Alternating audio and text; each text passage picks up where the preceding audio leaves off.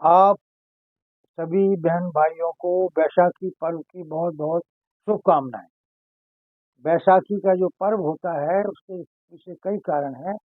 सबसे पहला कारण होता है कि इस समय जलियांवाला बाग में जो जिस प्रकार से अंग्रेजों ने हत्याएं की थी उसके ऊपर शोक भी मनाया, और हर्षोल्लास इसलिए मनाया जाता है क्योंकि फसल पक जाती है और लोग किसान फसल काट के इसको जलाते भी हैं। तो ये बैसाखी के पर्व को सबको बहुत बहुत शुभकामनाएं। और हर व्यक्ति को जोड़ने का काम बैसाखी का होता है।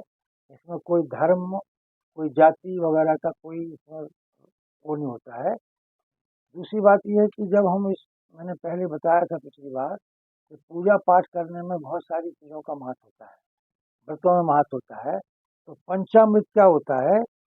जब पूजा हम करते हैं तो पूजा के पश्चात लोगों को पंचामृत दिया जाता है। पंचामृत में दूध, दही, घी, शहद और चीनी डाल के पंचामृत तैयार किया जाता है।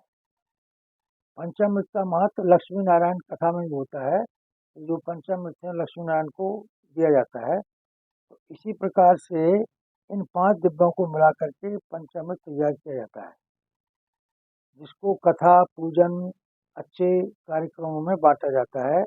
और इसके ग्रहण करने से हमारे शरीर में जो 5 धातुएं हैं, वो पांचों धातुएं भी हमारी स्ट्रांग हो जाती हैं। ये 5 अमृत कहे गए इसलिए। हमारे शरीर में 5 धातुएं होती हैं, इसके महत्व बहुत ज़्यादा है। इसलिए आप जब भी कभी नहीं पूजा करते हैं तब भी इसको बना के अगर आप पिएंगे तो ये दूध, दही, शहद, चीनी ये डालने से आपको बहुत कुछ अच्छी सेहत मिलती है। और ख़ास तौर से जब ऋतु परिवर्तन होता है तो पंचामृत थोड़ा सा लेना चाहिए। 5 जो रत्न होते हैं उनका भी महत्व हमारे जीवन में बहुत होता है। तो ये जानना चाहिए कि जीवन में किस प्रकार से रत्नों का महत्व हमारे जीवन में होता है। ये जो रत्न है वो ग्रहों के हिसाब से भी होते हैं, और ग्रहों को शांति करने के लिए, ग्रहों को एक्टिवेट करने के लिए, और इनको अपने शरीर में धारण करने से व्यवधान दूर होते हैं और तरक्की और समृद्धि प्राप्त होती है। तो जानना चाहिए 5 रत्न कौन से हैं। हीरा, सोना और अक्षराज, नीलमणि और मोती, ये 5 जो है रत्न माने गए हैं। इसी प्रकार से जब हम दान करते हैं तो दान में गेहूँ, अन्न का दान सबसे उत्तम माना गया है। तो 7 प्रकार के अनाज होते हैं, सभी जानते हैं, लेकिन जिसको बोलते हैं सप्त अनाज। सप्त अनाज क्या होता है? गेहूँ, जौ, तिल, चावल, मक्की, बाजरा तथा ज्वार। ये सप्त प्रकार के धान्य है, सप्त धान्य है, सप्त अनाज है। तो इनको भी हर व्यक्ति को ज्ञान होना चाहिए कि सप्त दान करने से आपको अन्न लक्ष्मी प्राप्त होती है। इसी प्रकार से धातुएं होती हैं। तो अष्ट धातु की बोलते हैं, अंगूठी अष्ट धातु की पहनिए। कौन कौन सी अष्ट धातुएं होती हैं? सोना, चांदी, पीतल, तांबा, रांगा, लोहा, कांसा तथा शीशा, ये अष्ट धातु मानी गई। किसी को अगर ग्रहों को शांत करना है तो अष्ट धातु की अंगूठी पहनना चाहिए, उससे पूरे ग्रह शांत होते हैं। 9 जो रत्न आपने सोचे हैं, तो मूंगा मोती का आपने समझ लिया क्या क्या महत्व होता है। तो पुखराज भी होता है। इसी प्रकार से जो हमारे उसके जो नग होते हैं, जिसको हम जेम्स बोलते हैं, स्टोन बोलते हैं, नग बोलते हैं, तो ये सबको धारण करने से भी हमारी राशियाँ और हमारे ग्रह ठीक होते हैं। मूंगा, मोती, हीरा, पुखराज, माणिक, नीलम, गोमेद, पन्ना और मणि, ये 9 प्रकार के रत्न माने गए हैं। दान करने के लिए भी हर चीज का एक अलग महत्व होता है। क्या क्या चीज दान की जा सकती है? जैसे ब्राह्मणों को दान देना, पृथ्वी का दान देना, लोहे का दान देना, सोने का दान देना, सप्त धान्य का दान देना, गऊ का दान देना। गऊ का दान इसलिए लोग करते हैं कि भव सागर से पार करने के लिए गऊ का दान करते हैं लोग। घी तथा नमक, ये जो है महादान माने गए। तो इनको दान देने से, इसी प्रकार से एक स्त्री को सौभाग्यवती तब कहते हैं जब उसको सौभाग्य जो हमारे सामग्रियाँ होती हैं, सबसे पहले उसमें मेहंदी, सिंदूर, काजल, चूड़ी, बिंदी, चुटकी तथा पायल, ये जो है सौभाग्य की सामग्री है। जब शादी होती है किसी की तो उस कन्या को ये सौभाग्य सामग्री एक बक्से में गिफ्ट करके दी जाती है। तो ये मेरे बहनों और भाइयों, देखिए ये बहुत साधारण सी बातें हैं, लेकिन हमें इसका बहुत कुछ ज्ञान नहीं होता है, और जब हमें ज्ञान होता है तो उसका महत्व हमें पता लगता है।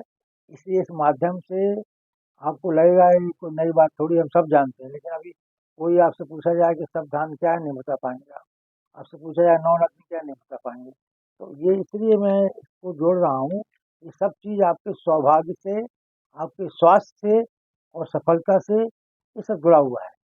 बहुत से लोग आप देखते होंगे बड़े सफल होते हैं, उनको सफलता मिलती है, तो उनका वो आचरण करते हैं जीवन में, उनको अपनाते हैं। तो आप भी अगर इसको अपनाएंगे तो आपको बहुत कुछ लाभ मिलेगा। अब ये रिद्धियाँ और सिद्धियाँ क्या होती हैं? वो कहते बड़ा आदमी सिद्ध हो गया, उसको बड़ी रिद्धियाँ मिली हुई हैं। तो हमें जानना चाहिए रिद्धि सिद्धि क्या होती है।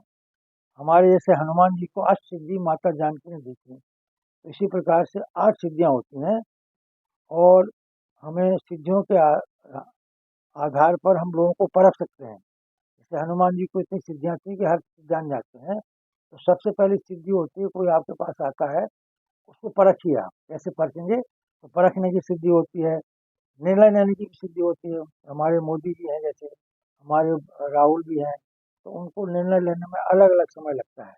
तो जब निर्णय लेने की अच्छी सिद्धि हो जाती है, तो निर्णय आपके काम में आता है।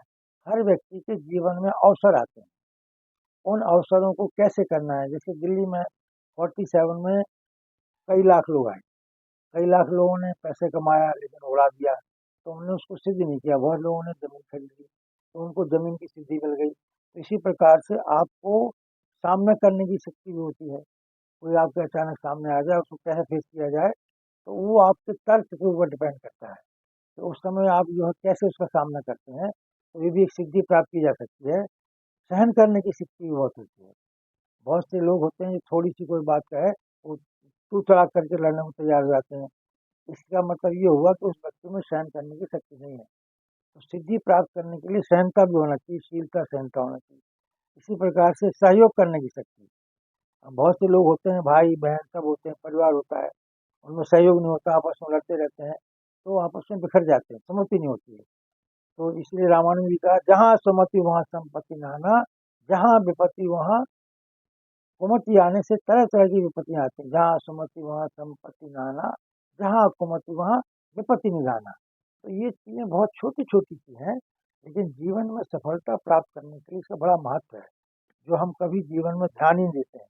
हमें देखते हैं फलाना आदमी पिछले साल एक मकान था, 5 हो गए, फिर 500 करोड़ की सेल थी, 1,000 की हो गई, 5 गाड़ियाँ थी, 10 गाड़ियाँ हो गई। तो ये क्या है कि ये सब सहयोग करने से। परिवार देखो, हम एक आप उदाहरण देंगे, डाबर इंडिया का परिवार है। डाबर इंडिया का परिवार कितना बड़ा है, इसमें सैकड़ों लोग आज भी परिवार में बट वृक्ष की तरह है। तो उनमें आपस में एक दूसरे के सहयोग करने की होती है, विस्तार करने की भी दिमाग में आना चाहिए। जैसे राजा होता है, राजा का काम है तो उसको अपने राज्य को विस्तार करना चाहिए।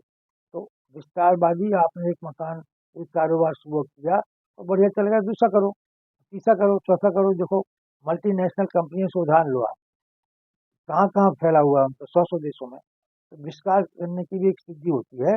इसी प्रकार से विस्तार करने के बाद समेटने की भी सिद्धि होना चाहिए।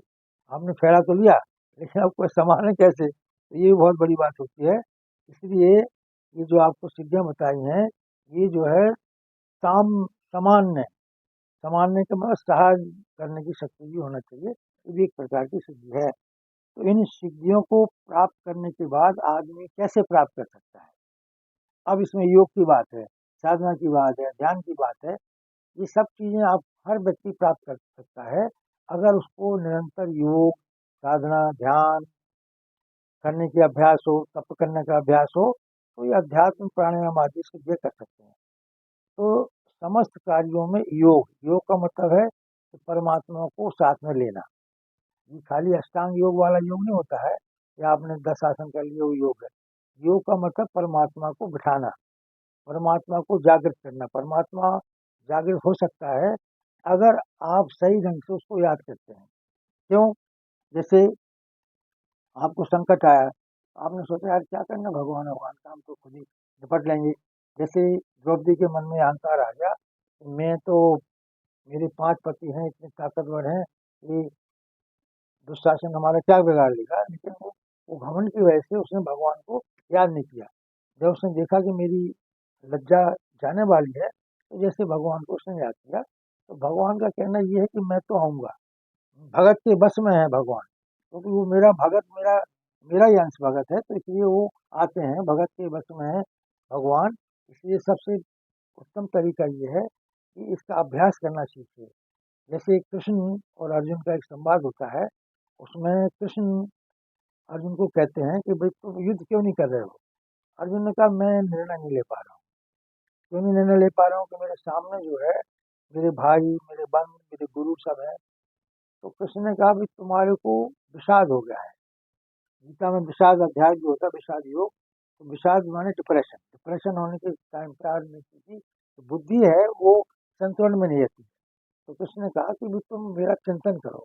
अनन्यश्चिंत्य आत्मा यो माम में जना पर्युपास्ते तेषाम नित्य युक्ता नाम योग सेवम भाव।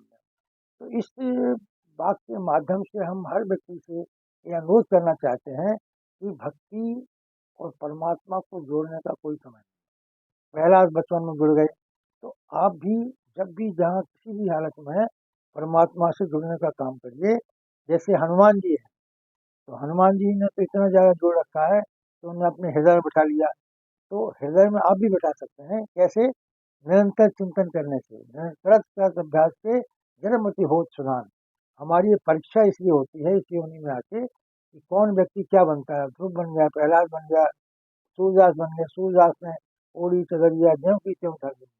चदरिया का मतलब आत्मा जो है आपकी, जो इस समय में आती है, तरह तरह के लोभ लालच, आपको लस्ट पैदा होते हैं, माया पैदा होती है, उसको दूर करने का सही कारण है परमात्मा से जुड़ना। तो मैं आप सभी से अनुरोध करूंगा कि जिस रूप में आप परमात्मा को मानते हैं, निराकार साकार सब परमात्मा के रूप हैं, उनके साथ जुड़िए और सारी सिद्धियां प्राप्त कर सकते हैं, सुख प्राप्त कर सकते हैं। और मैं तो कहता हूँ इच्छा मृत्यु भी प्राप्त हो सकती है, जैसे हमारे भीष्म पितामह को हुई थी। आपने मेरी बात को ध्यान से सुना, इसमें जो भी आपको अच्छा लगे उसको ग्रहण करें, नहीं अच्छा लगता तो भूल जाए, कोई ऐसी बात नहीं है। लेकिन मुझे लगता है कि अगर इस पर आप उस अंश का ग्रहण करेंगे ज्ञान का, तो आपको सिद्धियाँ भी मिलेंगी, लाभ भी मिलेगा। बहुत बहुत धन्यवाद और बैसाखी की पुनः आपको बहुत बहुत